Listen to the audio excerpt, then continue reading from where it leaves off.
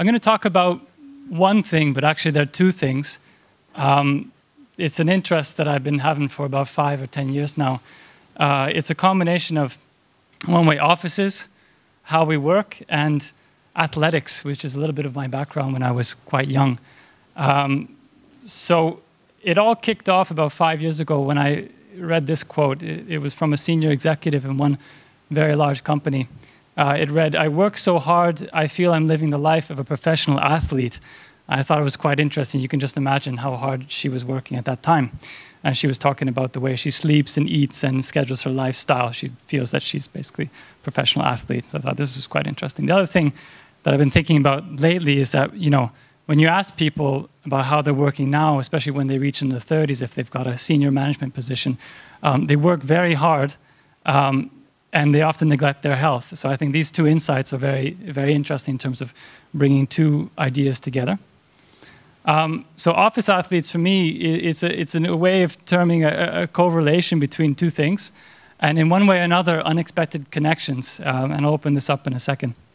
So I'll just start with cyclist as a profession, because I used to be a cyclist paid to race in Montreal for at least a year, and I was paid to help other riders win or win myself sometimes. I actually liked helping more than winning, and this is in one way, it shapes what you do for work later on in life. In that profession of cycling, and I focus on cycling, but of course athleticism is a much larger subject, but within cycling you have 15 years to make it. It's a very short career. And you got to avoid crashes, illnesses, flat tires, all that kind of stuff. So it's a very, luck is a big part of it. So here we are. We did the Tour de Helsinki this year, so I still do a bit of riding with my friend Chris. And it was, 140 kilometers around Helsinki. Pretty rainy day, pretty tough in general. But we finished an hour and a half behind these guys. So these were the winners, right? And so I'm sitting there with Chris as we're finished and we're eating our soup. And then I saw, off to the left here, I saw Jussi Veikkonen, which is one of Finland's top talents at the moment in cycling. So, wow, Jussi Veikkonen's here. That's incredible. So now I understand why we finished an hour and a half behind. So here's Jussi in action. Pretty incredible guy. And he was wearing the polka dot jersey in the Tour de France this year, which is a jersey that you wear when you are high on the points in the mountains. He comes from Lahti, so you can imagine, Lahti is not really known for its mountains. And here he was for 3 or 4 days in the polka dot jersey. So I was amazed. So here he was.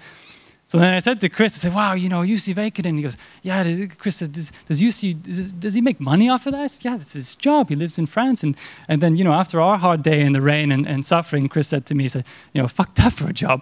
Yeah, there's no way I'm doing that for a job. So it's tough. It's a really tough one. So I'm going to just open up the idea of profession and jobs. And I'm going to talk a bit about, why we work, when we work, how we work, who we work with, and where we work. So it's kind of opening up the subject a little bit. So why we work, I mean, if you look at the definition of job in any dictionary, you'll find it defined as, a piece of work especially done for higher profit. So it's very money focused. And actually that video that was just played is kind of relating to this in a nice way, so it's kind of cool. Employee, is defined as a person employed for wages or salary. So it's, again, money.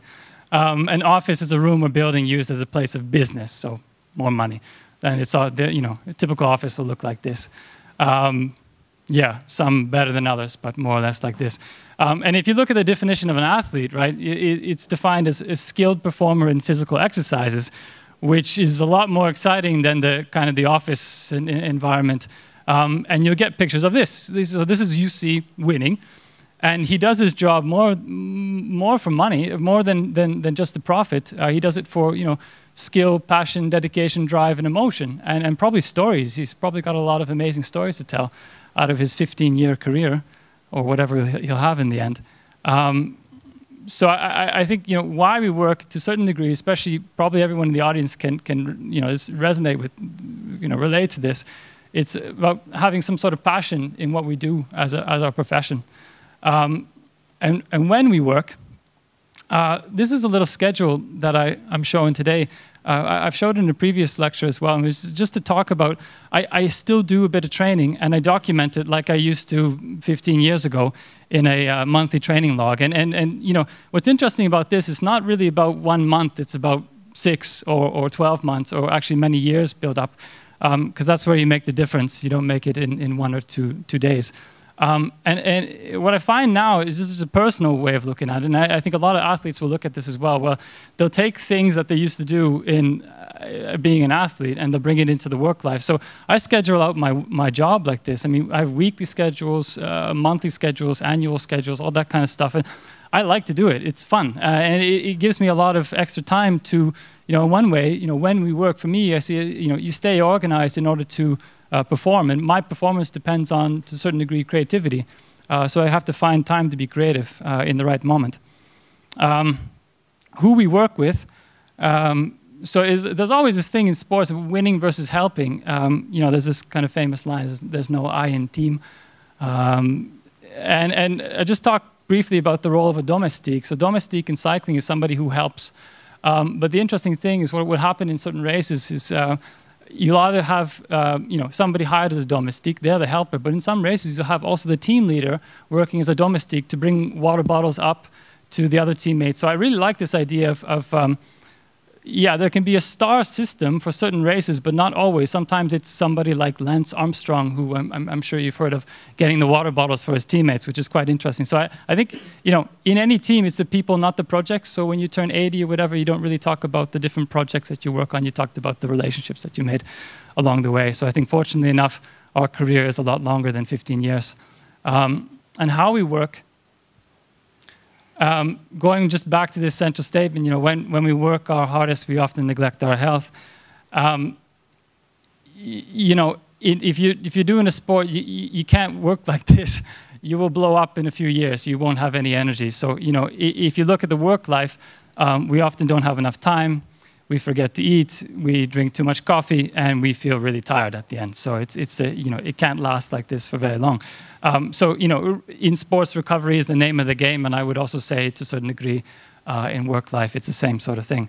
And where we work, it's really important in various sports to vary the locations where you're exercising. So if it's a gym, it's outside, up a hill, all that kind of stuff. And it can be place, time of day, weather, the terrain, intensity and duration, all that kind of stuff. So you become more versatile. This is my office.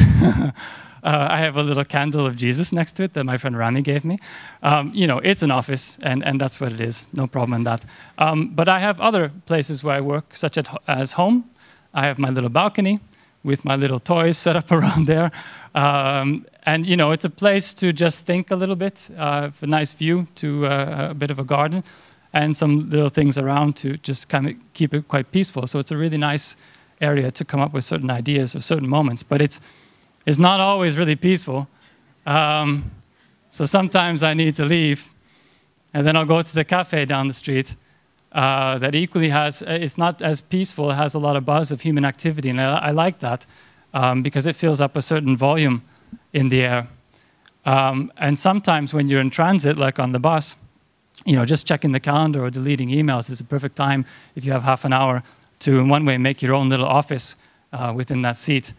And same sort of thing of commuting to work, the luxury that we have, especially living in Helsinki, of beautiful bicycle paths and you know, beautiful scenery, to take a break and sometimes come up with the best ideas while you're doing things that you don't really think is work at all.